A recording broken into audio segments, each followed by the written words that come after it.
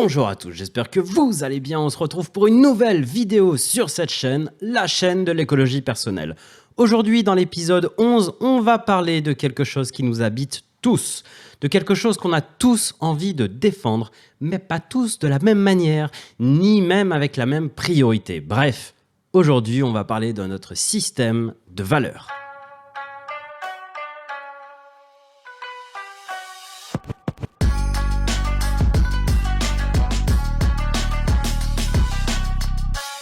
Pour commencer à imaginer un peu à quoi peut ressembler le système de valeurs, on va se rappeler d'à quoi ressemblent ces balances avec cette aiguille sur le devant pour te montrer le poids de ce que tu poses sur la balance. Et imagine maintenant que tu as en toi une balance comme ça pour chacune des valeurs qui existent. Oui, je dis bien toutes les valeurs, parce qu'on a tous, toutes les valeurs, ce qui signifie qu'on a tous les mêmes valeurs. Personne n'aime les menteurs, personne n'aime les manques de respect. On a tous les mêmes valeurs. Oui. Non mais vraiment, c'est très important. Arrêtez avec cet abus de langage. Retournez à la vidéo sur les mots, les formulations, vous comprendrez l'intérêt de ne pas abuser de ce langage qui mène directement à une distorsion grave de la réalité. Ouais, mais quand même, il y en a qui n'ont aucun respect. Vraiment ? Moi, non. Ceux qui te regardent, par contre. Je disais donc, on a bien tous, toutes les valeurs. Et il en existe plein. Mais genre, vraiment plein, quoi. Par contre, on n'y associe pas tous, toutes les mêmes balances. Et dans cette image, on va considérer que nos valeurs prioritaires sont les valeurs auxquelles on a associé des balances plus sensibles. Ce qui veut dire que quand on vient heurter des valeurs dont les balances sont plus sensibles, l'aiguille va réagir plus vite. On va réagir plus vite, peut-être même plus fortement. Dans cette image, on va donc considérer que nos valeurs prioritaires sont des valeurs auxquelles on a associé des balances plus sensibles. Et si on vient heurter une de ces balances, l'aiguille va réagir plus vite. On va réagir plus vite, peut-être même plus fort. Par exemple, j'ai un ami, Joe qui s'appelle. Sa valeur prioritaire, c'est le chill. C'est-à-dire que le mec, il a besoin, il a nécessité à ce que tout se passe toujours calmement, posément. Il veut aucune tension. C'est-à-dire que si tu arrives avec un grief contre lui, il n'y a aucun souci. Il va t'écouter, il va entendre ce que tu dis et il va chercher à niveler la chose. Sa deuxième valeur, c'est le partage. Sa troisième valeur, le respect. Sa quatrième, la loyauté. Et enfin, la cinquième, cette notion un peu de justice. Et l'autre jour, Joe se retrouve avec une de ses connaissances à papoter. Carl qui s'appelle. Et puis Carl, un peu maladroit, il essaie de créer une complicité en crachant sur Sarah. Sauf que... il essaie pas seulement de cracher sur elle, il essaie un petit peu de faire dire les mêmes choses à mon pote, Joe. C'est en mode Ellie, tu trouves pas que Sarah elle est un peu comme ça? Parce que moi l'autre jour je l'ai vu faire, hein? Et toi tu l'as pas vu faire? Non, je t'assure, elle fait ce genre de truc, c'est un truc de ouf quoi.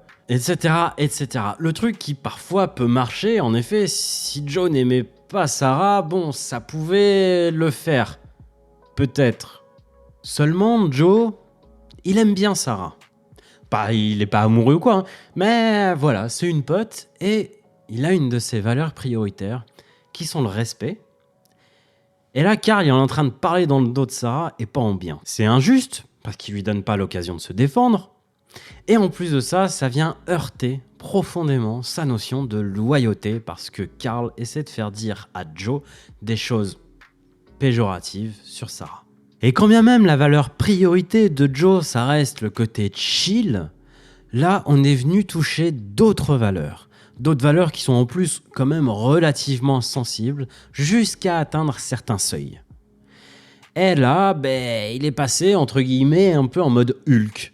C'est-à-dire que quand bien même il a une valeur prioritaire, comme d'autres sont heurtés trop fortement, il est prêt à remettre en question cette première valeur, au moins sur cette situation. Et il a gentiment envoyé se faire foutre Carl. Et voilà comment on peut être amené nous-mêmes à défier nos propres valeurs. Parce que d'autres, même si elles sont un peu moins prioritaires, ont été sensiblement heurtées jusqu'à un certain seuil. Et en plus de ça, comprends bien que tes valeurs, que ton système de valeurs change au cours du temps. Sans ça, ça veut dire que tu stagnes, que tu ne sors plus de ta zone de confort. Bref, warning. Ok, c'est nécessaire que même tes valeurs changent puisque toi-même tu changes, puisque toi-même tu vas vivre des expériences, puisque toi-même tu vas faire plein d'apprentissages à travers ces vidéos par exemple. Alors partage-les quoi, c'est cool, non ? Oh, t'es chier. Maintenant, on va prendre le temps de focus un peu plus sur une valeur, une balance, et donc essayer de réfléchir à comment tu perçois cette valeur-là. Et finalement, on se rend compte qu'on ne perçoit pas tous de la même manière une seule et même valeur, voire même qu'on ne la perçoit pas de la même manière au cours de notre vie. Notre notion, notre représentation d'une valeur change elle aussi au fil du temps. En tout cas, je te le souhaite. Alors, ok, si on essaie de donner une définition un peu grossière d'une seule et même valeur, on devrait tous à peu près tomber d'accord. Seulement, si on vient chercher à multiplier les exemples qui rentrent dans cette valeur et les exemples qui viennent heurter cette valeur, on verra que la limite de cette valeur n'est pas la même pour tous. Et c'est d'autant plus vrai quand une valeur est vraiment sensible pour toi. Tu remarqueras que tu as alors une définition, une délimitation à cette valeur qui est bien la tienne. Par exemple, et là, je pense que je vais en choquer certains.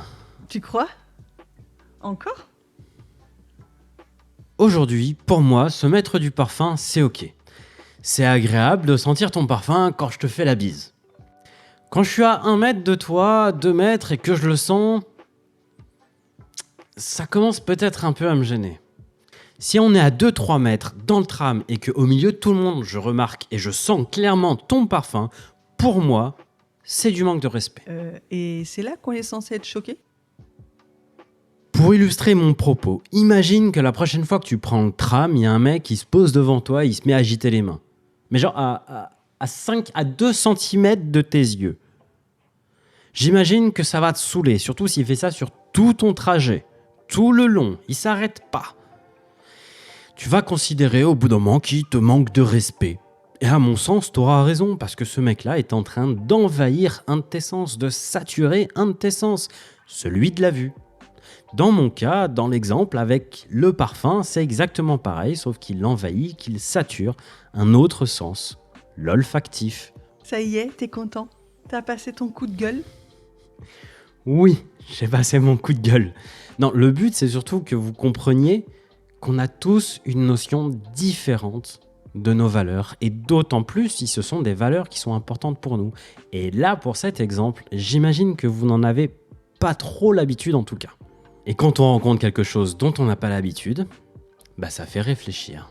Ok, là on avait zoomé sur une valeur, maintenant prenons le temps de dézoomer un peu. Et de voir que chacune de ces balances sont reliées entre elles jusqu'à une seule et même balance.